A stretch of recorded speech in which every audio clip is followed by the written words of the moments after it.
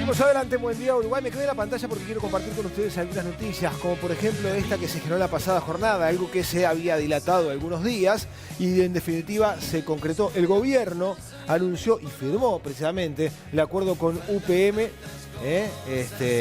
y luego se retractó, dice acá. Bueno, lo cierto es que el gobierno aseguró que lo que se hará es informar sobre el acuerdo.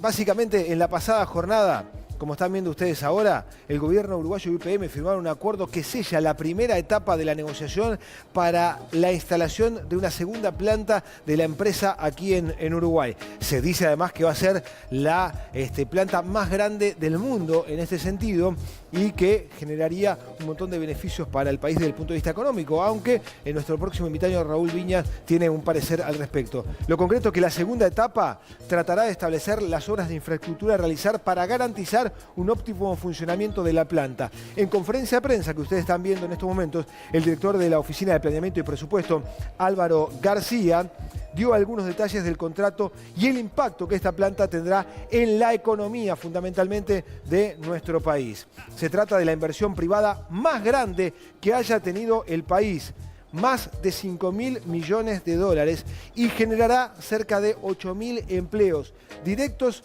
e indirectos. Esto supondrá una distribución de 200 millones de dólares anuales en salarios para trabajadores. Esta planta será la más grande, como decíamos, en la historia de la empresa y va a procesar entre 1.900.000 y 2.400.000 toneladas de celulosa de eucaliptos. Al estar en régimen de zona franca, abonará un canon de 3.500.000 dólares durante toda la vida de la planta, siempre y cuando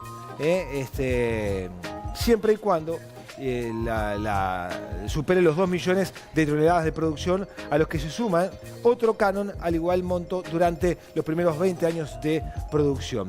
Bueno, hay novedades que tienen que ver en cuanto a esta novedad que se dio a conocer ayer en conferencia de prensa aquí en nuestro país, después de haberse postergado durante algunos días la firma de este primer acuerdo y luego seguirán otras instancias de negociación.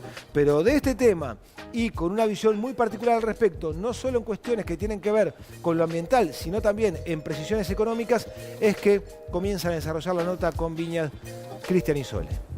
Efectivamente, para hablar de temas ambientales tenemos siempre la gentileza de contar con Raúl Viñas, integrante del Movimiento Uruguay Libre, que viene siguiendo muy atentamente todos los pasos desde que se hizo el primer anuncio de la segunda planta y que recién charlábamos fuera del aire. Este anuncio del gobierno con sus marchas y contramarchas los ha llevado a todo el movimiento a estudiar pormenorizadamente, ¿qué implica contar con la segunda planta? Pero además, recordemos que cuando la oposición reclamaba mayor información sobre este trato, ¿verdad?, con la empresa UPM, que estaría instalando su segunda planta en Uruguay, que sería la tercera en total que tenemos en el país, uno de los temas que ellos decían, tenemos menos información, es en el impacto ambiental que generaría una planta que ya se definió como la más grande del mundo, ¿no?, en materia de producción de celulosa.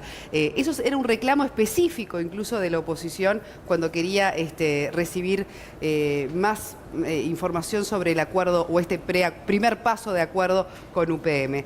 A propósito de Raúl Viñas, que ya nos acompaña, también decir que él es profesor de la Facultad Agraria de la UDE, entre otras cosas, meteorólogo de profesión y vocero del Grupo Ambientalista Uruguay Libre. Bienvenido. Bienvenido, Viñas. Bueno, muchas gracias a ustedes y un saludo a la audiencia también. Tenías razón tú, sí, escuchamos varias veces a políticos, principalmente de la oposición, decir que le faltaba información y que tenían temas ambientales como en duda. También los escuchamos decir que, sin embargo, que estaban de acuerdo con la inversión, lo cual a nosotros nos llamaba mucho la atención que alguien pueda estar de acuerdo con una cosa de la cual no se sabe. En especial, lo que no sabíamos en aquel momento, y ahora tenemos claro, es lo poco que paga esta empresa al país a cambio de los beneficios que obtiene del país.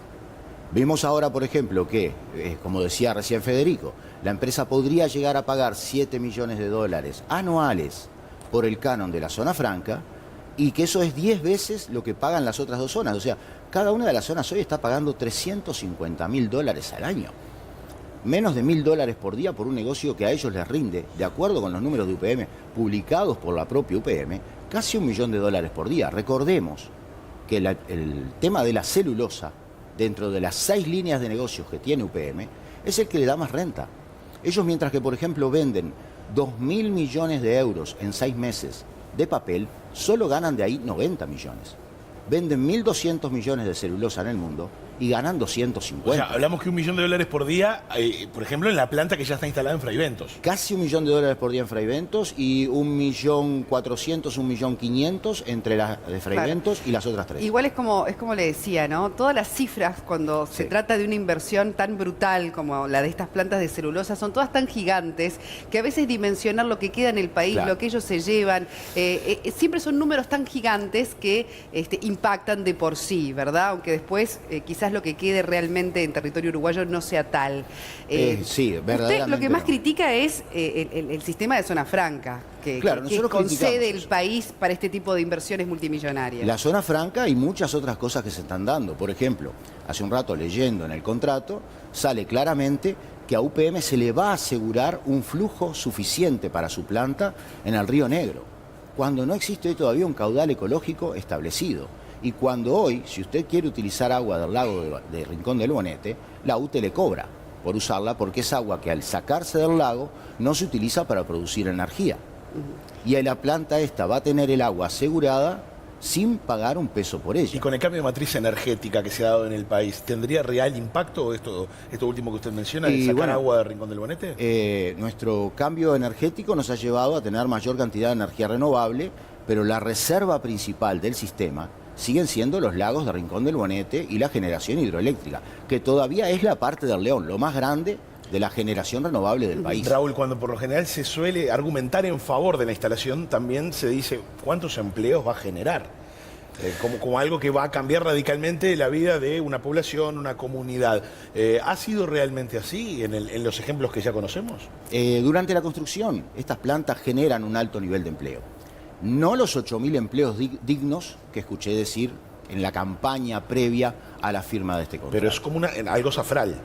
Para se esta genera- planta se habla de 8.000 empleos entre directos Claro, e indirectos. Pero si leemos el contrato, la planta de UPM generaría entre 3.000 con picos de 5.000 como máximo de empleo. Y por otra parte, si vamos al sitio web de upm.com, vemos claramente que la planta de Fraiventos, lo que es la planta de celulosa dentro de la zona franca, emplea 200 personas. O sea, no es gran cosa realmente.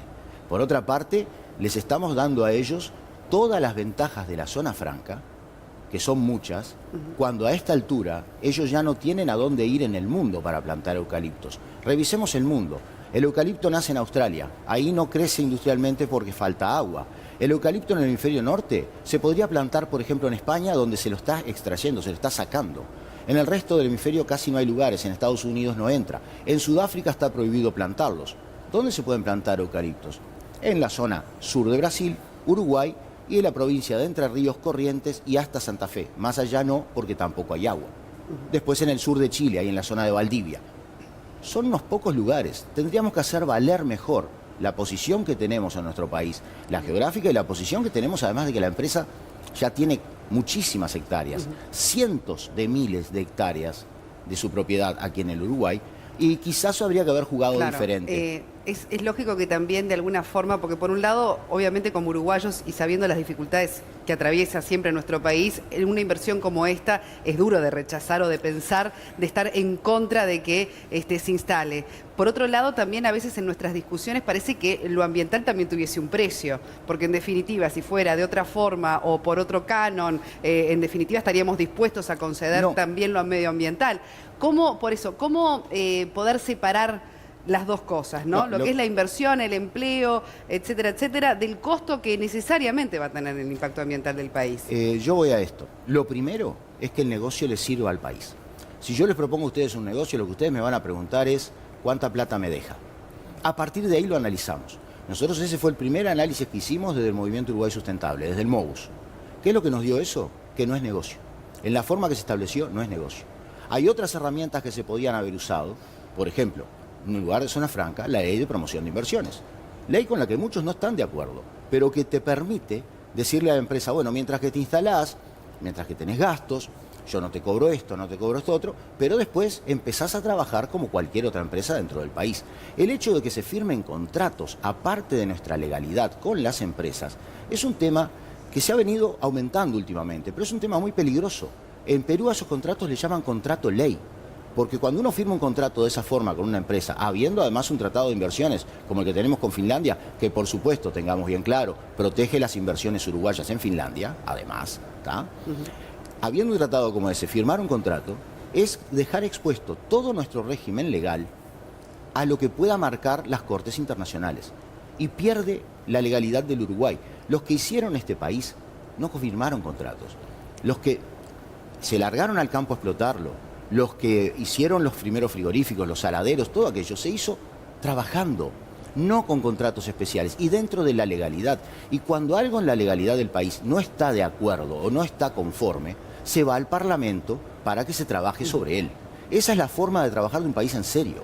El regalarle a cada empresa lo que te pida, regalarle o darle por bueno, muy no bajo deben costo, tener bajo. esa visión, ¿no? Y después el recién, gobierno. claro, después recién de que veamos o viéramos que el negocio sirve, ahí entonces entramos a analizar todo lo demás. Pero no hay que gastar ni siquiera un centésimo en hablar de lo ambiental cuando el negocio no sirve. Hablando de algo que tiene que ver con el negocio, pero que también tiene impacto ambiental. La instalación de una segunda planta supondría un cambio... De UPM, la tercera ya, ¿no? De UPM, claro, segunda de UPM. Supondría un cambio en materia de infraestructura. Por ejemplo, hay que hacer una fuerte inversión en materia ferroviaria y trasladar el peso de todo el material que iría hacia la planta, digamos, también puede impactar en nuestro suelo. ¿Eso también está estudiado? ¿Y el gasto que pueda suponer al gobierno y el impacto que pueda tener en el suelo? Veamos la relación. Cuando empezó esto, se dijo que la empresa invertiría 4.000 millones de dólares y Uruguay invertiría 1.000. En el papel que se firmó ayer, supuestamente, lo que está escrito es que la empresa invertirá aproximadamente 2.300 millones de dólares. No son 4.000. Y lo de Uruguay ya vemos que pasa de los 1.000. Pasa de los 1.000 y quizás fuera muy bueno tener la vía férrea nueva si fuera negocio, si fuera rentable. Pero los datos que salieron de una consultora privada publicados en la prensa nacional dicen que la tonelada pagaría 12 dólares. Los 2 millones de toneladas anuales de UPM serían 24 millones de dólares al año. Si la inversión son 1.000 millones, recuperarla sin contar los costos intermedios ya lleva 40 años. Eso no es negocio. De esa manera no es negocio. ¿Qué otras cargas podemos traer de esa zona?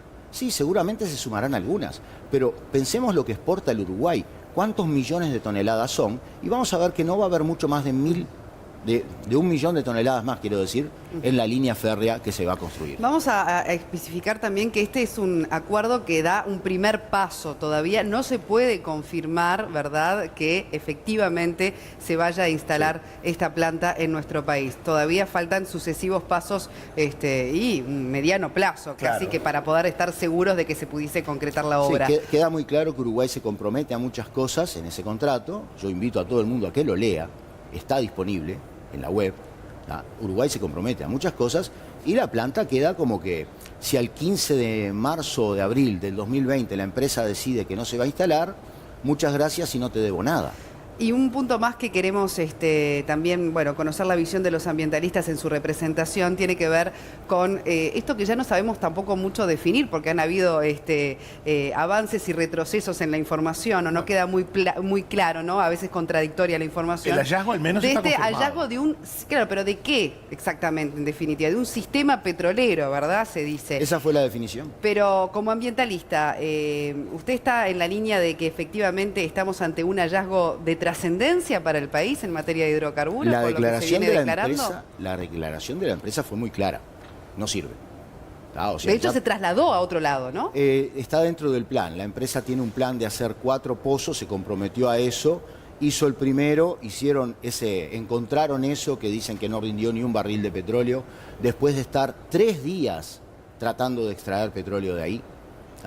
3 días con hisopo, dice el informe. Después de 3 días se lograron extraer menos de un barril. Eso no rinde acá ni en ninguna parte del mundo. Pero el tema más peligroso para nosotros como ambientalistas, el tema en el cual tenemos que jugarnos es que hoy, miércoles, en la Comisión de Industria de la Cámara de Representantes, de los diputados, se va a tratar este proyecto de ley de moratoria por 4 años que envió el Poder Ejecutivo al Parlamento. Un proyecto a todas luces insuficiente y que permite que a los 4 años y un día la prohibición se levante independiente del estado de la técnica que pueda tener el fracking, que es el tema que a nosotros nos preocupa sobremanera, porque es una técnica reconocida mundialmente como peligrosa, insegura y contaminante. Ya nos vamos a referir al fracking puntualmente, pero el equipo de Windy Uruguay salió a exteriores precisamente, bueno, para conocer las impresiones de la gente respecto a esta posibilidad, porque bueno, a partir de este hallazgo se alimentó también mucha expectativa. Sí, hay que ver qué se alimentó. Y bueno, veamos entonces qué nos dice la gente. Los pros y los contras de encontrar petróleo en nuestro país. Podría ser positivo en el tema de, supuestamente, la cantidad que se pudiera conseguir de petróleo. Quizá eso podría ser una fuente de riqueza para el país. Pero ¿qué pasa? Que si es muy limitado, como que se podrían ir esfuerzos en la excavación y en todo lo demás y no daría frutos, verdaderamente. No serviría para mucho, ¿verdad? Habría que saber qué cantidad habría. Dependería de eso, vamos a ver. ¿Beneficios? Y los beneficios, supongo yo que estaría bueno que se baje toda la nafta, los derivados de todos los petróleos, eso sería bueno para el país. Ahora las contras, no sé, dentro del Parlamento lo que puede pasar con las peleas entre ellos sería muchísimo más grande. ¿Qué opinas? La contaminación, sobre todo. Medio ambiente. Eso es los contra. Y los pro, tener alguna fuente más de trabajo y de riqueza para el país. Pienso que hay beneficios para el Uruguay, porque va a salir más barato el combustible, va a haber más trabajo, no nos van a explotar tanto los países por exportar el petróleo. Pienso que es favorable, si se maneja bien el sistema de ANCAP. ¿Está? Vamos a ver. ¿Sabe que encontraron petróleo en nuestro país? No, se ríe. ¿Qué pasa? Nada. Los pros y los contras de eso. Los pros y los contras. Largo plazo, ahora dicen que aparentemente el pozo no va a ser redituable, etc. Esto es historia repetida ya, ¿viste? Es de risa ya, es de risa. La verdad no sé qué, cuánto petróleo, depende de qué cantidad de petróleo hayan encontrado y qué utilidad se le pueda dar. La verdad no lo sé qué pro y qué contras puede tener. Siempre es bueno tener petróleo, ¿no? Supongo, pero hay que saber administrarlo. Esa es la otra. Bueno, varios. Bueno, ahí es el punto, ¿no? Que decían los televidentes. Hay que saber administrarlo, porque con Raúl también lo conversamos. Nadie puede decir que sería una mala noticia, salvo cómo se administrara en caso de encontrarse ese petróleo, ¿no? Cómo se administrara, cómo se extraiga y cuál es el marco legal en nuestro país para manejar eso. Lamentablemente para nuestro país, el marco legal ya se definió en el año 2012 con estos contratos que firmó la ANCAP con la empresa Schwarzbach. ¿Qué es lo que preocupa de ese contrato específicamente? A ver si nos los puede traducir, digamos, a que lo podamos entender todo. En primer lugar, yo escuchaba a una persona diciendo ahí va a bajar el combustible.